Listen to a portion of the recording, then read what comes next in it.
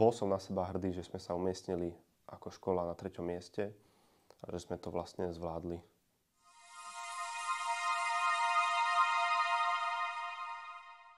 Ja som Dominik, študujem na Duálnej akadémii a som žiak 3. ročníka, odbor mechanik strojov a zariadení. Zúčastnil som sa na strojárskej súťaži celoslovenskej.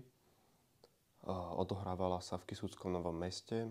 Súťažili sme v praktických aj v teoretických zručnostiach. Na súťaži nás prevádzal majster odborného výcviku z 2. ročníka Peter Tornauer.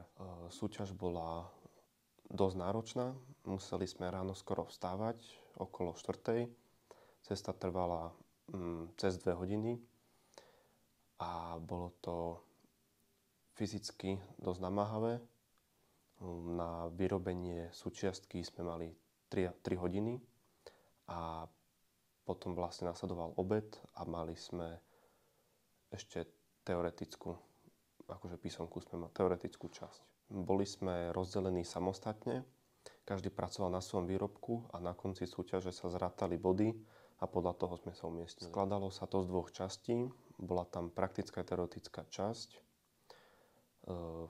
Cez praktickú časť sme museli za 3 hodiny vyrobiť súčiastku a teoretická časť to boli vlastne vedomosti. Test trval približne pol hodinu a bol tam 25 otázok. Majster bol na nás hrdý a niektorí učitelia nám aj pogratulovali. Bol som na seba hrdý, že sme sa umiestnili ako škola na 3. mieste a že sme to vlastne zvládli. Najsilnejší zážitok z toho bolo, že sme vôbec nečakali, že vyhráme to 3. miesto a príjemne nás to prekvapilo.